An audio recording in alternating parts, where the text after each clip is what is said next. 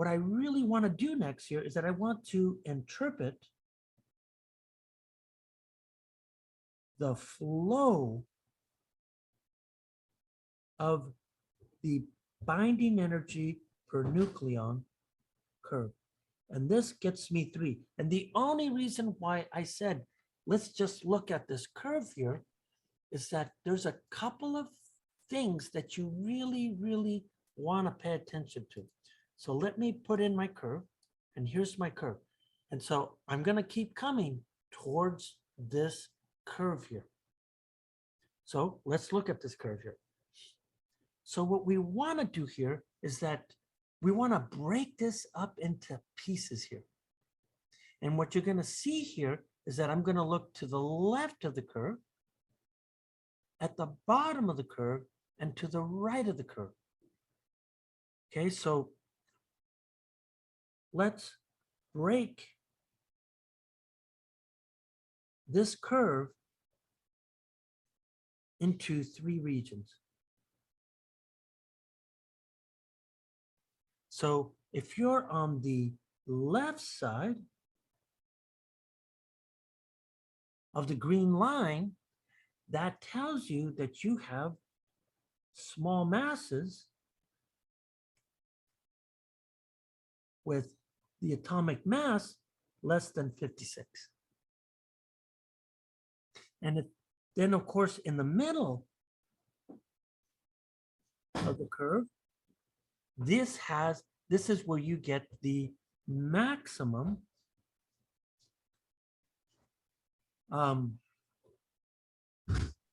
depth of potential wells.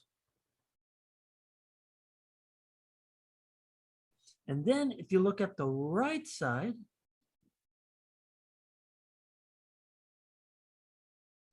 what you're finding here is that these guys are, I'm going to say, are large masses. So when I'm thinking with large masses, that means that their atomic numbers are greater than 60. It's really more, remember, this is different than the radioactive curve. So, but now I want to go into these details here. So let's look at what the left side does. So if I look at the left side, look what happens on the left side of the curve. So we start with small masses. And then what happens here is that then we're going to add mass to these nuclei. So as an example here, look, let's compare this. Let's look at hydrogen 2 versus, I don't know, helium 4, if I could say that. Okay. So here we go. I have hydrogen 2 right here. So let me draw this out real clearly. And I got to pick a color that is going to stand out. You know, these guys don't really, you know. So this guy right here, this is what I'm showing you. This guy is, do I really want to do this?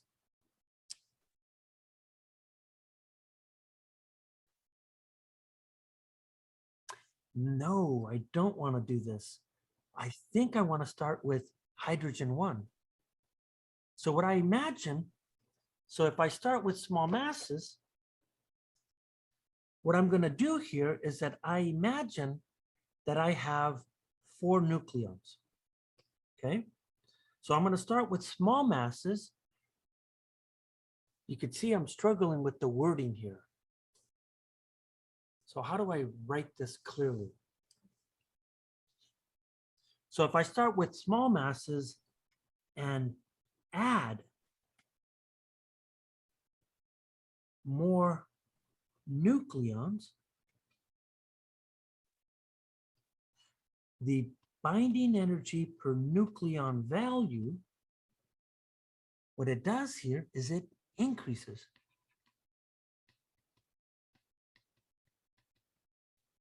So what do I mean? Let's think about this as an example.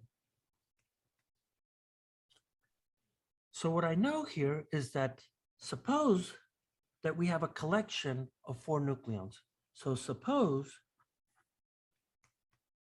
we have 4 nucleons, not just any combination, but I'm going to say that we have 2 neutrons. So I'm going to come in here and I'm going to go like, yep, here's my neutron and here's my neutron. And then I have 2 protons. So when I look at this, I have my proton here and I have my proton there.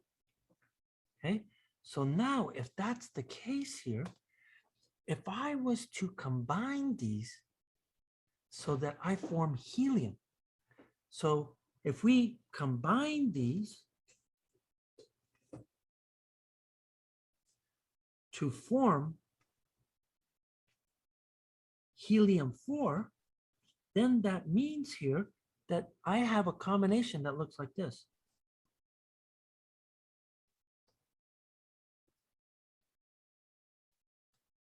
Right? So what I'm really doing here is that I'm really doing this. I want to compare this combination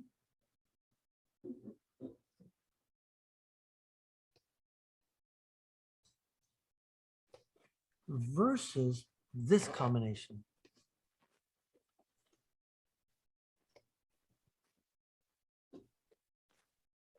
What's the difference between these two? So what you're seeing here is that, let's go to the table here. So, or the graph. So if I look at the graph, where are the neutron and where are the protons? Well, they are up here at the top. So if I look at here, I have a neutron here. There's no binding because it's a neutron by itself. I have 2 protons here. And then I got to go to helium-4. Look at where helium-4 is at. Helium is way the hell down here. So if I look at the combination of helium-4, what you're seeing here is that, look at this. That means that at this level, I'm forming helium-4 that looks like this. So what you're seeing on this curve here is that these are 4 isolated nucleons. This is the formation. Do I want to say formation? This is a bound state of 4 nucleons. And look at the difference here. So if I have 4 nucleons and I bind them, what you're seeing here is that there's a clear trend. Look at the trend.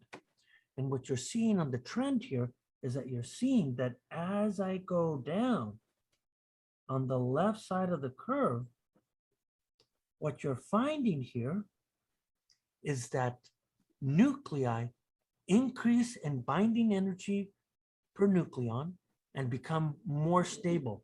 So then I would say here is that as I go down, nuclei increase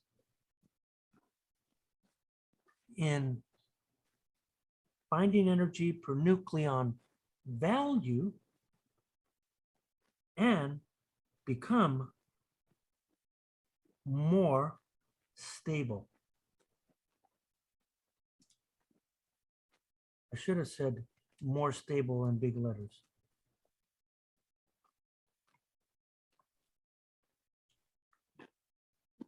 That's what it means to be the flow here. Okay, that's the left side. So then what I want to do here is that I want to look at the right side of this thing. So now we agree here that if I look at the middle of this curve, right? So if I look at the middle of this curve,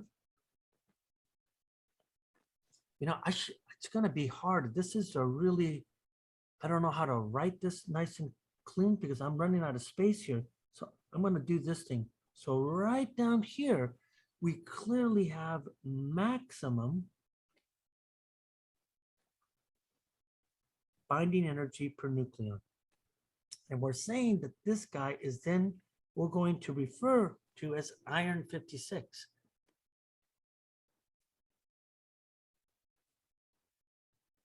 And then there's something quite different here now that's going to happen. And what happens here is that if you look at nuclei, so in the middle region, let me keep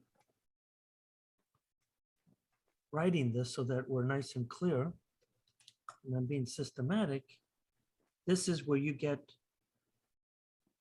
one gets maximum binding energy per nucleon. And again, but you could see that as you're going down the curve, that has to be the way. But now, let's look at the right side of the curve. So if I look at the right side, something is different here. And what you find here is that nuclei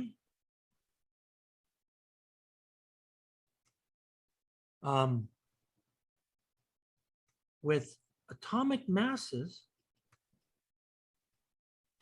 just in case I'm not being clear with my notation, greater than 60 become less stable. They become,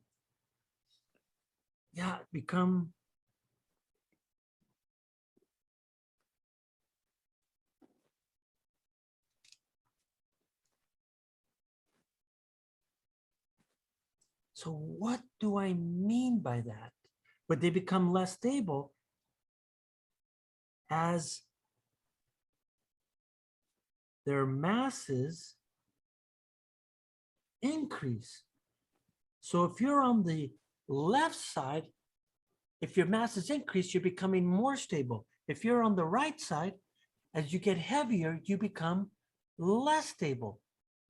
And again, I could think about an example here. Look at iron 56. So if I go from 56 to iron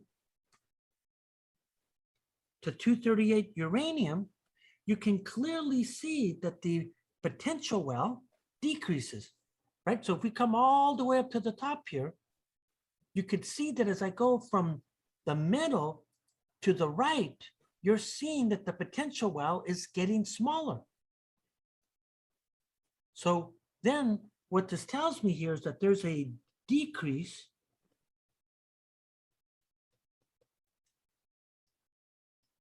in potential well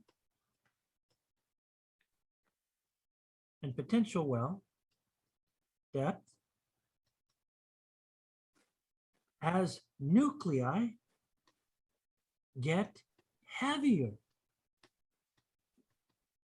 And then, like we said here, they become less stable. That's because why? There's a decrease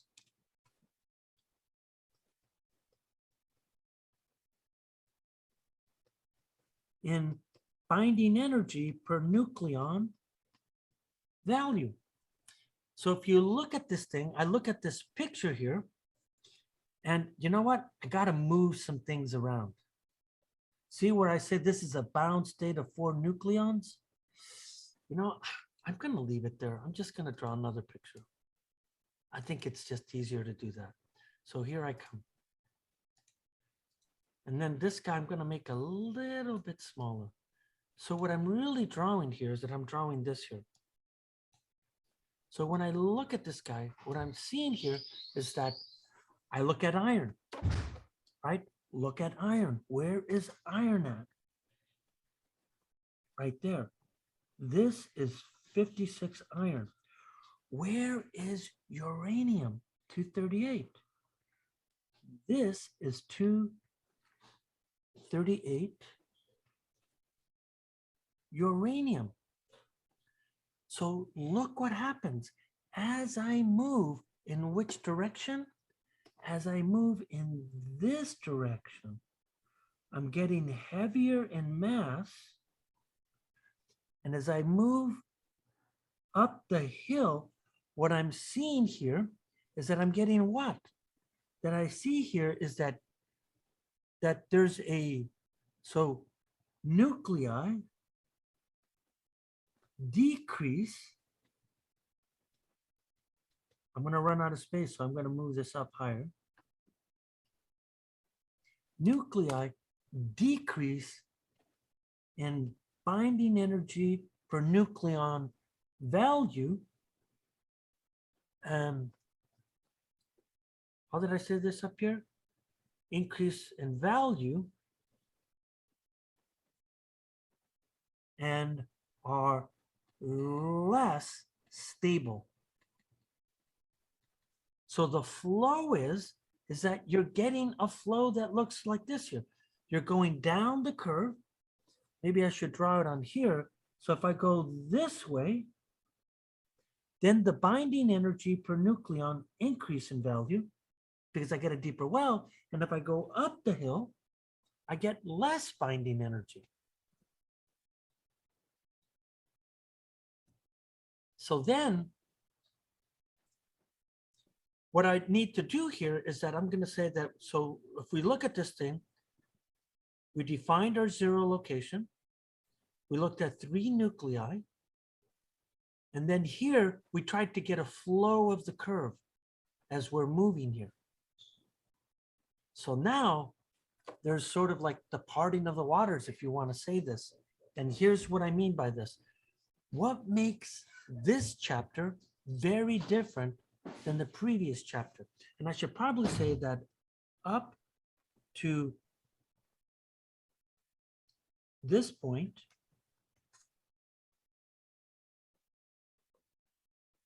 we've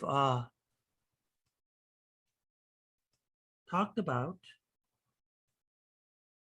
the most common